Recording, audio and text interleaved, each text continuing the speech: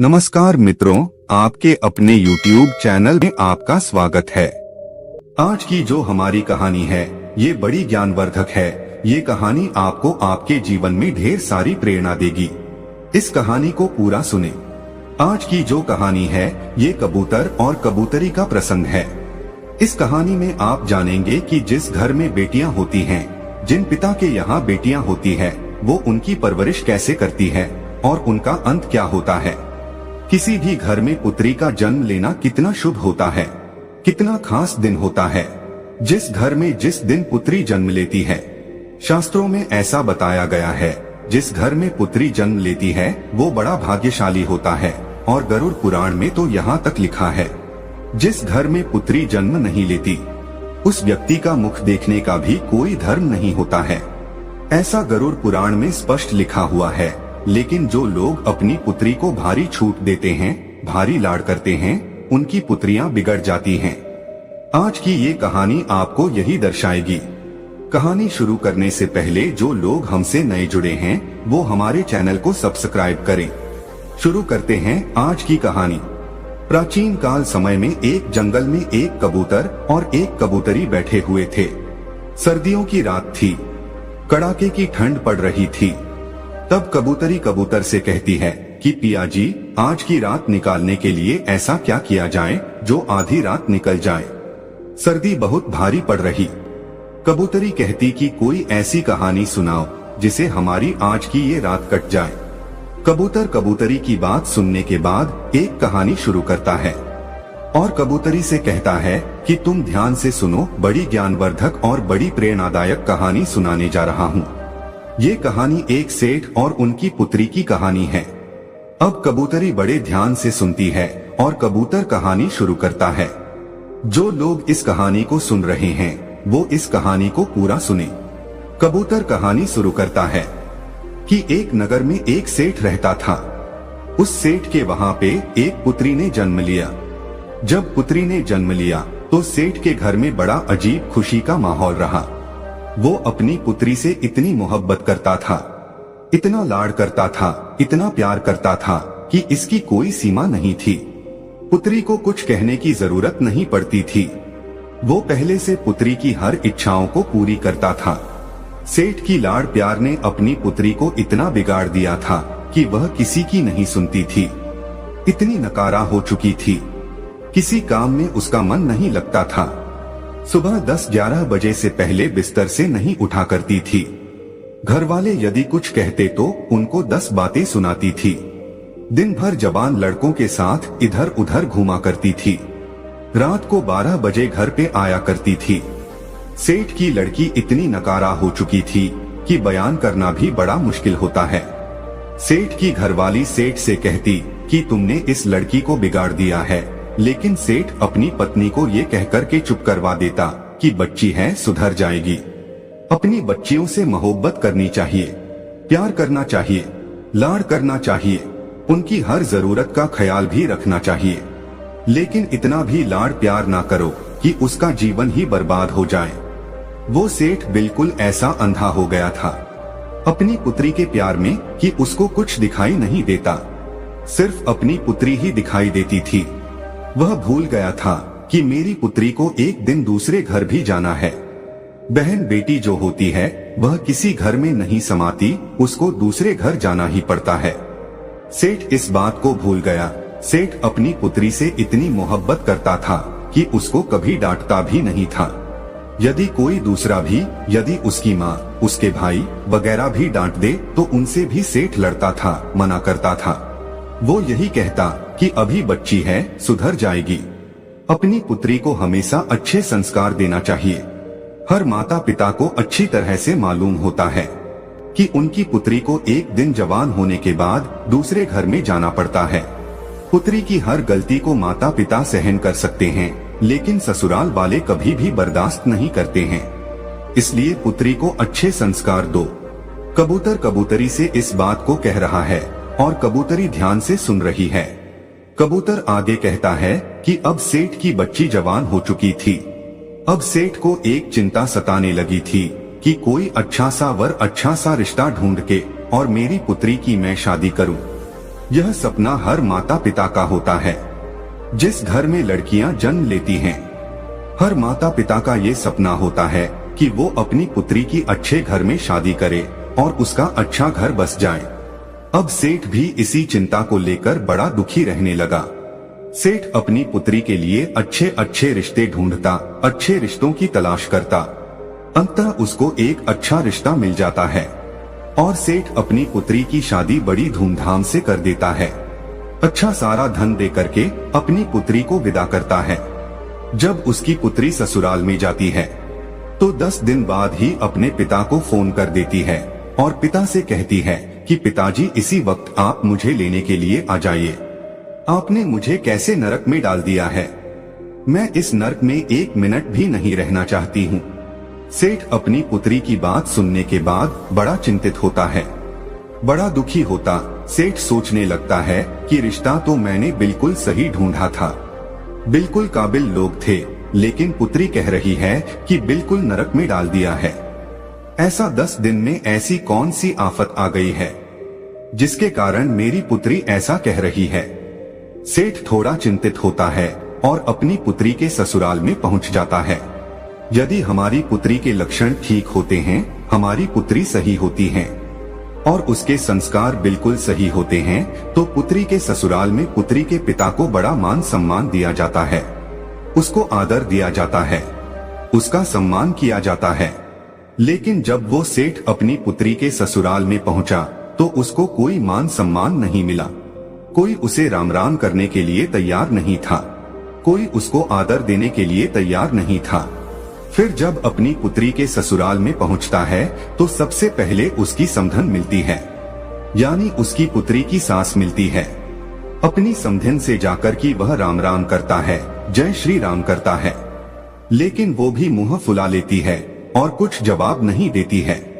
सेठ फिर अपने समधी से मिलता है, समधी से जय श्री राम कहता है, नमस्कार करता है, लेकिन वो भी कोई जवाब नहीं देता है। उसके बाद सेठ अपनी पुत्री के जेठ से मिलता है, वो भी कोई जवाब नहीं देता है, यानी कोई भी उसको कोई मान सम्मान नहीं दे रहा था। अंत में सेठ अपने दामाद से मिलता है। सेठ का दामाद कहता कि अपनी पुत्री को ले जाओ, हमें इसकी जरूरत नहीं है। ऐसी बिगड़ी औलाद आपने पैदा की है, हमारे घर को नरक बना दिया है।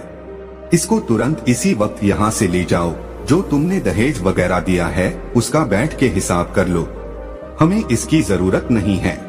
सेठ बड़ा दुखी होता है। उसके बाद सेठ अपने पुत्री के कमरे में जाता है और अपनी पुत्री से कहता है कि पुत्री क्या बात हो गई। सेठ की पुत्री अपने पिता से कहती है कि पिताजी मुझे इस नर्क में नहीं रहना है, यदि आप मुझे जीवित देखना चाहते हैं तो इस नर्क से मुझे इसी वक्त यहाँ से ले चलो। पुत्री की इतनी बात सुनने के बाद सेठ अपनी पुत्री को साथ लेकर के और पुत्री के ससुराल के घर से बाहर निकल जाता है। लेकिन फिर भी सेठ की पुत्री के ससुराल वाले कोई भी जयराम जी की नहीं करता है। सेठ अपनी पुत्री को लेके और रस्ते रस्ते रवाना हो जाता है। रास्ते में सेठ अपनी पुत्री से पूछता है कि पुत्री आप मुझे एक बात बताइए कि तुम्हारी सास कैसी है। सेठ की पुत्री कहती है कि पिताजी उसकी बारे में तो पूछो ही मत, वो तो एकदम डायन है, उसने मेरा जीना हराम कर दिया है। ऐसी डायन के घर में आपने मेरी शादी की है, हर वक्त मुझे तंग करती रहती है, ऐसी डायन का नाम भी मत लो। सेठ कहता है ठीक है पुत्री, अब आप मुझे ये बताइए कि तुम्हारे ससुर कैसे हैं। सेठ की पुत्री कहती है कि उस दुष्ट का नाम भी मत लो, वह तो एकदम दुष्ट है, राक्षस है। उसके बाद सेठ कहता है कि ठीक है उसे छोड़ो, अभी बताओ तुम्हारे जो जेठ है वो कैसे हैं। तो जेठ के बारे में भी सेठ की पुत्री कहती है कि जेठ तो बड़े जल्लाद है, उनकी तो बात ही मत करो, हर दिन मुझे परेशान करते रहते थे। उसके बाद पुत्री की बात सुनने के बाद सेठ फिर पूछते हैं कि तुम्हारी ननद कैसी है। वो तो ठीक होगी, वो तो तुमसे प्रेम करती होगी। सेठ की पुत्री जवाब देती है कि उन चुड़ैलों का नाम भी मत लो पिताश्री, वो तो बहुत ही बेकार है, उठ करके खाने वाली है। सेठ अपनी पुत्री की बात सुनने के बाद फिर पूछता कि ये बताइए कि तुम्हारे पति कैसे हैं, हमारे जमाई साहब कैसे हैं, वो तो तुमसे बेहद प्रेम करते होंगे। सेठ की पुत्री कहती है कि वो तो यमदूत है, पूरा यमराज है, उसका तुम नाम मत लो, बड़ा दुष्ट इंसान है, उसने तो मेरा जीना हराम कर दिया है, रात दिन मुझे मारता पीटता था, एक बात मेरी नहीं सुनता था। सेठ अपनी पुत्री की बात को सुनने के बाद अंत में सेठ पूछता है कि अभी ये बताइए कि तुम्हारे मोहल्ले वाले कैसे हैं। सेठ की पुत्री जवाब देती है कि पिताश्री, मोहल्ले वालों के बारे में भी कुछ ना पूछो, वो लुच्चे लफंगे बदमाश है, पूरा मोहल्ला खराब है। अब सेठ बड़ा दिमागधारी था, सेठ भी समझ गया था कि एक इंसान खराब हो सकता है, दो इंसान खराब हो सकते हैं, अरे हो सकता है मेरी पुत्री के ससुराल वाले खराब हो, लेकिन मोहल्ले वाले तो खराब नहीं हो सकते, इसलिए दोष मेरी पुत्री में है, मेरी पुत्री के ससुराल वालों में नहीं। सेठ इस बात को समझ जाता है कि सारा नतीजा मेरी लाड़ प्यार का है। यदि मैं अपनी पुत्री को इतना लाड़ प्यार नहीं करता, उसको अच्छे संस्कार देता, तो ये नौबत खड़ी नहीं होती। सेठ चुपचाप अपनी पुत्री को लेकर के अपने घर आ जाता है। जैसे ही सेठ की पुत्री अपने घर में कदम रखती है तो उसकी जो भाभियां थी वो भी मुंह फुला लेती है। सेठ की पुत्री सोचने लगती है कि मेरी भाभी आज मुंह क्यों फुला रही है, हर रोज मेरे से बड़ा प्रेम किया करती थी, मीठी मीठी बातें करती थी, मगर आज मुझे देखकर मुंह फुला रही है।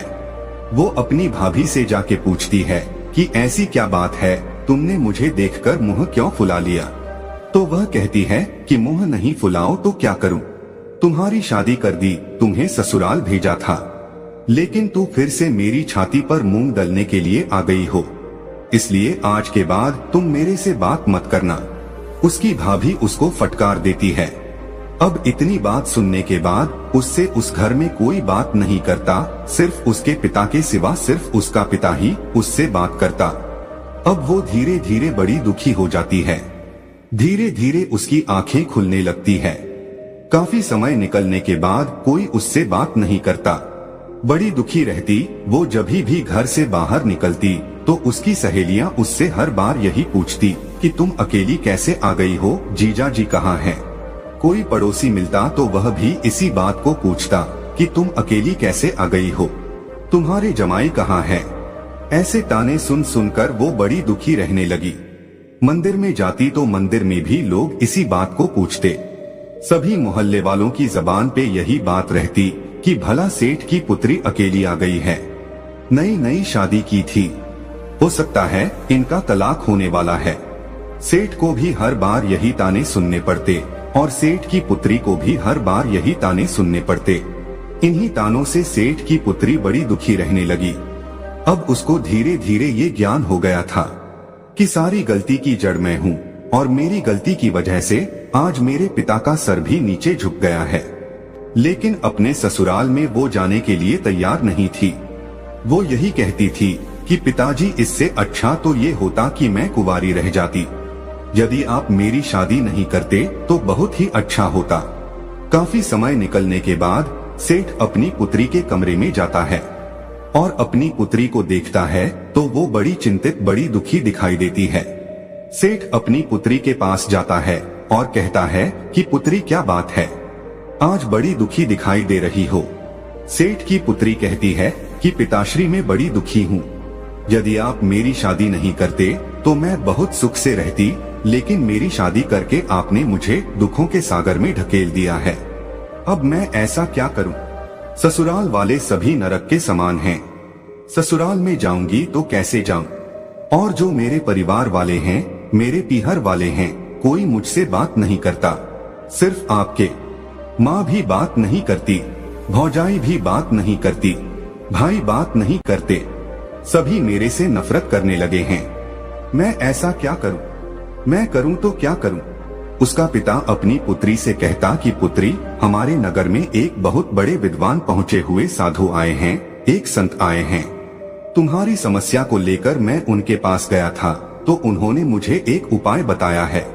यदि तुम इस उपाय को करती हो तो 6 महीने के अंदर तुम्हारे सभी ससुराल वाले तुम्हारी मुट्ठी में होंगे और तुम्हारे इशारे पर नाचेंगे। इतनी बात पिता की सुनकर वो लड़की बड़ी खुश होती है। कहती है पिताश्री 6 महीने में मेरी मुट्ठी में आ जाएंगे। बोले हाँ 6 महीने में तुम्हारी मुट्ठी में आ जाएंगे। तो कहती हैं कि पिताश्री वो उपाय मुझे जल्दी से बताइए, मैं उपाय को जरूर करूंगी। उस लड़की का पिता अपनी पुत्री को उपाय बताता है और कहता है कि 6 महीने तक एक मंत्र का जाप करना है और साधना करनी है। यदि तुम इस कार्य को करती हो तो मात्र 6 महीने में तुम्हारे सभी ससुराल वाले, तुम्हारे पति, तुम्हारे जेठ, तुम्हारे ससुर, तुम्हारी सास, सभी तुम्हारी मुट्ठी में होंगे और तुम्हारे इशारे पर नाचेंगे। जैसा तुम कहोगी वैसा ही होगा। तुम उस घर की रानी बन जाओगी, तुम उस घर की मालकिन बन जाओगी। पुत्री बड़ी खुश होती है, लेकिन कहती कि पिताजी ये तंत्र मंत्र वाला काम मेरे से नहीं होता है, कोई सादा सुगम रास्ता मेरे को बताइए। सेठ फिर कहता कि ठीक है पुत्री, यदि तुम मंत्र का जाप नहीं कर सकती तो मंत्र का जाप मैं करूंगा, तुम सिर्फ साधना कर लेना। पुत्री कहती कि साधना कैसे की जाती है? सेठ बताता है कि साधना आपको इस तरीके से करनी है, तुम्हें 6 महीने तक बिल्कुल मौन रहना है। तुमसे कोई भी कुछ कहे बिल्कुल जवाब नहीं देना है। हर इंसान की बात को सुननी है, हर इंसान के पैर को छूना है, यही साधना होती है। सेठ की पुत्री कहती कि पिताश्री मात्र 6 महीने में हो जाएगा ना, इससे ज्यादा मेरे से नहीं हो पाएगा। लेकिन सेठ कहता है कि हाँ बिल्कुल 6 महीने में हो जाएगा। सेठ की पुत्री तैयार हो जाती है। सेठ अपनी पुत्री को लेके फिर से पुत्री के ससुराल में जाता है। जैसे सेठ पुत्री के ससुराल में जाता है तो सामने उसे अपनी पुत्री की सास नजर आती है। वो उसे बुरी तरह फटकारती है, कहती है कि तुम पहले आए थे तभी मना कर दिया था कि तुम्हारी पुत्री की हमें जरूरत नहीं है, इसे वापस ले जाओ। ऐसी बिगड़ी हुई औलाद आपने पैदा की है, इसकी हमें जरूरत नहीं है। उसको बुरी तरह फटकारती है। कोई रामा श्यामा नहीं, कोई आदर भाव नहीं, कोई मान सम्मान नहीं। अपनी सास की ऐसी हरकतों को देखकर उस सेठ की लड़की भारी गुस्सा करती है। लेकिन सेठ अपनी पुत्री से इशारों में कहता है कि पुत्री तुम्हें साधना करनी है, साधना का ध्यान रखो, 6 महीने तुम्हें मौन रहना है, जो भी कुछ कहे सबकी आज्ञा का पालन करना है। लेकिन फिर भी कहते हैं ना कि पुत्री का पिता हमेशा सिर झुका के रहना पड़ता है, इसलिए वह सर झुका के सारी बात को सुनता है और अपनी समधिन से कहता कि बहन जी गलती हर इंसान से होती है, इससे भी गलती हुई, इसको एक मौका जरूर दिया जाए। अब ये सुधर गई है, अब ये ऐसा कुछ नहीं करेगी। काफी विनती करने के बाद उस लड़की की सास मानती है और राजी होती है कि ठीक है, यदि सुधर गई है तो मात्र 6 महीने तक इसके आदर भाव देखूंगी, उसके बाद इसको वापस भेज दूंगी और जिंदगी में दोबारा कभी नहीं अपनाऊंगी। लेकिन सेठ सह स्वीकार करता कि ठीक है, आप 6 महीने तक इसको अपने घर में रखिए, ये बिल्कुल शांत स्वभाव की हो गई है, बिल्कुल सुधर गई है। सेठ अपनी पुत्री को उसके ससुराल में छोड़ करके आ जाता है। सेठ की पुत्री अपने ससुराल में रहने लग जाती है। जा करके अपनी सास के पांव छूती है। सास बड़ी आश्चर्यचकित होती है कि कुछ दिनों पहले तो ये बहुत भड़क रही थी, किसी की एक नहीं सुनती थी, हम पे हुकुम चलाती थी, बैठे बैठे खाती थी, लेकिन आज ये मेरे पांव कैसे पड़ रही है। वो बड़ी आश्चर्यचकित होती है। सेठ की पुत्री कहती है कि मां जी मुझे आशीर्वाद दीजिए, आपका आशीर्वाद मेरे लिए बहुत महत्वपूर्ण है, यदि आप मुझे आशीर्वाद देंगी तो मेरी साधना सफल हो जाएगी। उसकी सास उसको आशीर्वाद देती है कि ठीक है तुम खुश रहो। अब वो अपने घर में रहने लगती है। एक दिन की बात है, अपने ससुर के लिए वो चाय बना के ले जा रही थी। जब ससुर को जैसे ही चाय पकड़ाने लगी तो कप हाथ में से छूट जाता और नीचे गिर के फूट जाता है। तभी उसका ससुर उस पे भड़क जाता है, उसको गाली गलौज निकालने लगता, कहता है कि मेरे घर से निकल जा, तुम्हारी जरूरत नहीं है, तुम बिगड़ी औलाद हो, तुम कुलक्षणी हो, इस तरह की उससे बात कहता है। अब सेठ की पुत्री मन ही मन इस बात को सोचती है कि यदि मेरे पिता मंत्र का जाप नहीं कर रहे होते तो इसी कप से मैं तेरा सर फोड़ देती, लेकिन क्या करूं, मैं साधना कर रही हूं, चुप रहने की, मेरे पिता मंत्र का जाप कर रहे हैं, इसलिए तुम्हारी इतनी बात सुननी पड़ रही है।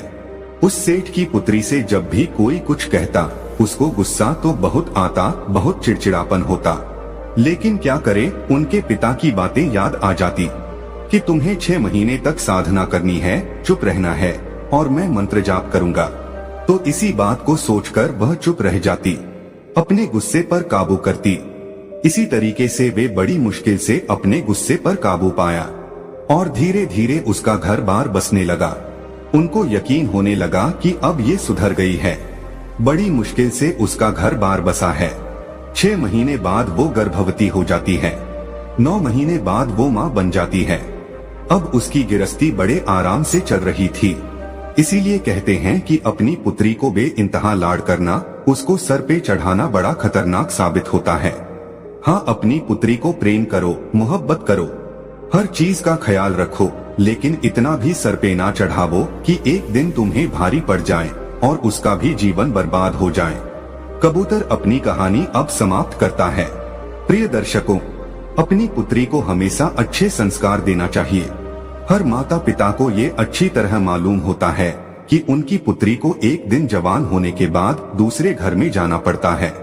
पुत्री की हर गलती को माता पिता सहन कर सकते हैं, लेकिन ससुराल वाले कभी भी बर्दाश्त नहीं करते हैं। इसलिए पुत्री को अच्छे संस्कार दो।